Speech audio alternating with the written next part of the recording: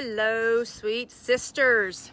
Here we are, Friday, January 15th, I believe. Aren't we there? January 15th, 2021. Crazy how we're already halfway through the month. So, it was rainy and cloudy all day today, but I waited until the sun came out so I could send you all some sunshine wherever you are. I know that I've got a lot of you that are in snow or rain or things like that. So hello, sweet. Hi, Terry. Hello, Nancy. Hello, everybody. So I was thinking, one of the lessons that life has been teaching me is learning how to be happy just in those present moments. How do we do this moment by moment? I know that many of us are waiting with a great anticipation to see how things will unfold, to see how life is going to happen, how much we wish, hi Daphne, how much we wish we had answers about things. And one of the things that my lesson has been is to enjoy each moment. Enjoy each moment. Hello from Wisconsin. I'm glad to see you too, dear. And enjoy each moment. So that was one of the things I wanted to remind you. So when I see sunshine, I dash out and remind myself to enjoy each moment.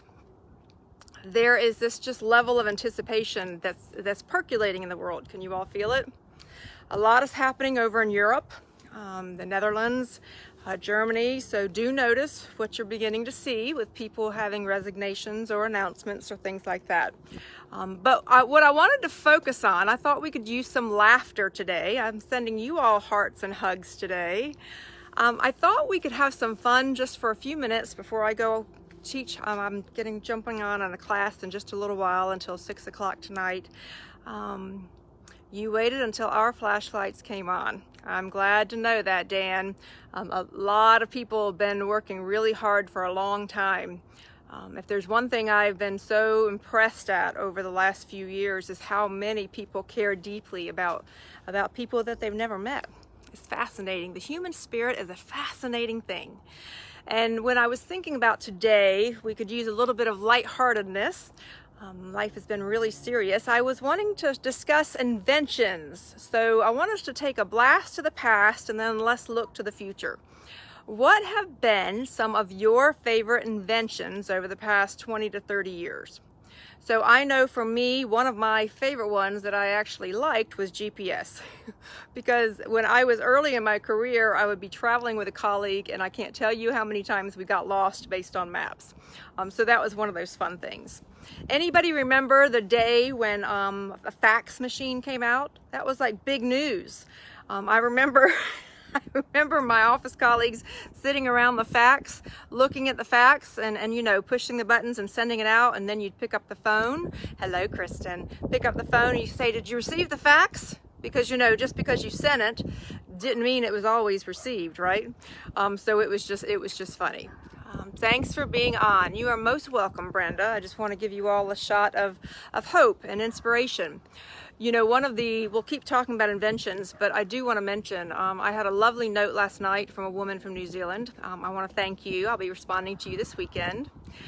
I have heard from a woman in Israel. I've talked with her many, many times and been trying to support her because what's happening in Israel has been very difficult.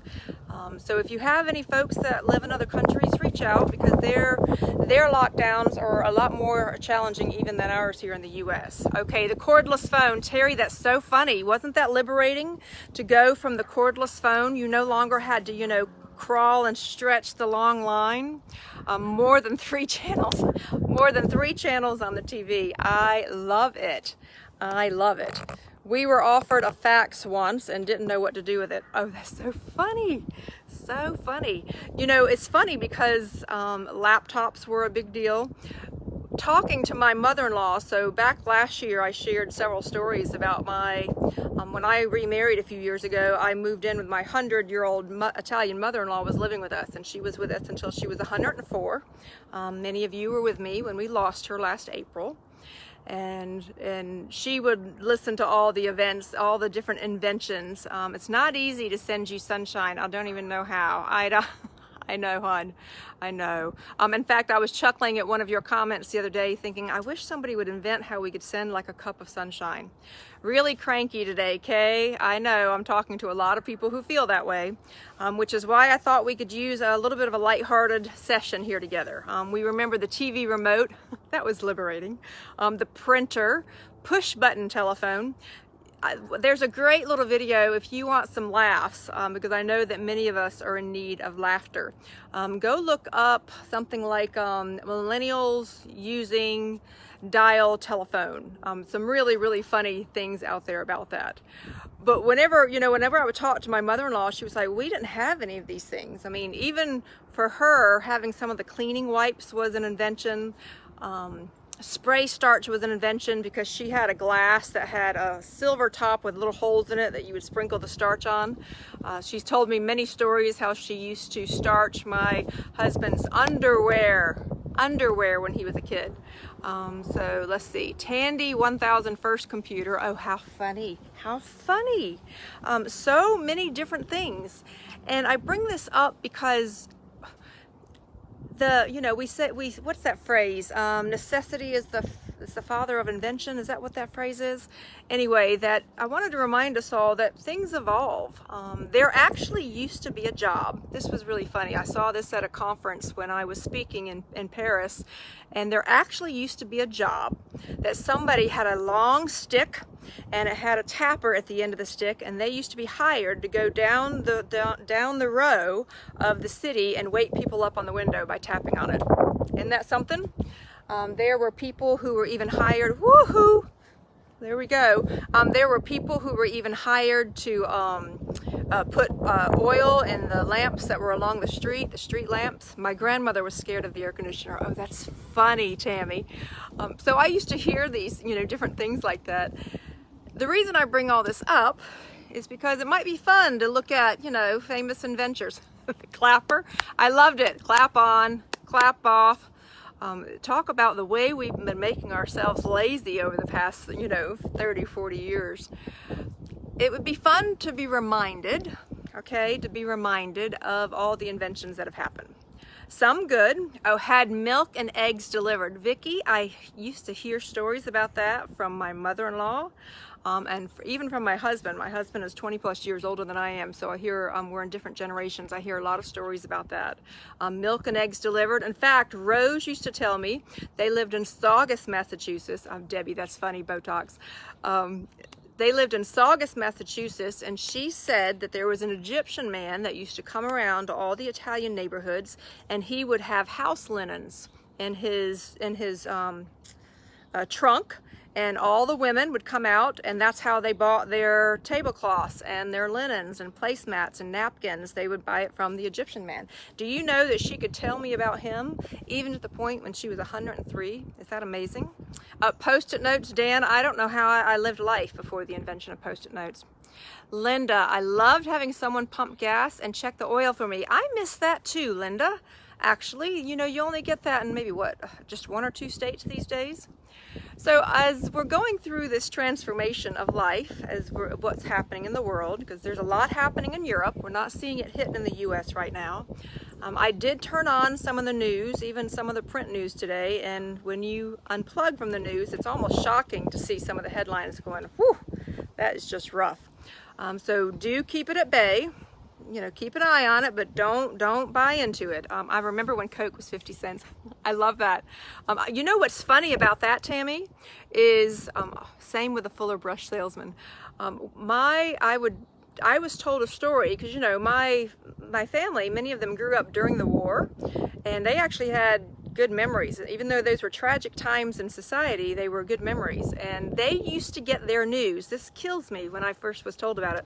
They used to go to a movie, a 2-show movie, and in between those shows would be a newsreel from the president. That's how long it would take to get news. I know they had the radio then, but they literally would have a news update from the president in between the movie shows. So talk about a long time. Well, as we are going through a transformation where we have the old world and now we have the new world that's coming. So we've got change, and we're right here where they're both overlapping, which makes it feel especially chaotic, what I look forward to, I choose to look forward to. What I choose to look forward to, because we're always in choice, my friends. I choose to look forward to the creativity that will be ahead. I choose to look forward to the fact that, you know, with all that's happening with technology right now, I could either let myself be down in the dumps about the control, or I could choose to say, I see that happening, but I look forward to the new answers that are going to arise as a result. For every new problem that arises, there's somebody out there with an idea percolating. Because we are each made, we're each made to be creative. That's one thing I wanted to encourage us all to think. That's why I wanted us to lighten up a little bit here today, is the human spirit is made to be creative. Google, no more encyclopedias at the library. Christine, I love that one. I used to be one of those nerds when I was a kid, when I would read the encyclopedias, you know, from the beginning to end. Am I the only one out there? What about the the index at the library? All these old things that we're used to. In fact, I was sharing with my daughter that when we did research when I was younger, we actually had to take those books in the library and copy the pages for us to be able to do things, right? Movie, cartoon, popcorn, and drink 50 cents. I can't even remember those days. Turn signals on automobiles. Dan, that is so funny. That is so funny. So I wanted to remind us all on this quick video here today is to take a look at all the inventions over the past of the period of your life. Remember the bag phone, okay? The bag phone, when cell phones first started to come out and you could carry the bag phone. I'm from Washington, a few towns over, all right. So Barbara, you know exactly, you're in Wakefield, okay. You know exactly what I'm talking about then. I wanted you to just look back at the creativity you've seen over your lifetime. And let me see if I want to show you the rest of, just to have you enjoy some of the scenery here. Enjoy the creativity that's happened over the past, and understand that even though things are very chaotic, and it's going to be more so as we go through, just a lot of change, a lot of people that are competing and trying to have problems, and oh my goodness, it just gets overwhelming. Instead, think about what inventions do you hope will happen. I actually think we're going to see a reverse, and people will go back to some things that we used to like. I look forward to maybe having drive-in theaters again. I had good times during those days. Applying for jobs online. Terry, I'm not sure whether that's been a good thing or not. Time will tell, right? I think we're going to find a return to simpler times, and we're going to find a way that there's going to be a lot of really neat ingenuity and creativity. Maybe it is percolating in one of you right now. So I recognize all that's happening, and I simply wanted to come on here and remind you that we each have inside of us the spirit of creation. That's what we do. That's what we are, whether it's writing or singing or embroidering or woodworking or coming up with a new business or launching a new blog or baking, whatever it is that you are inclined to do.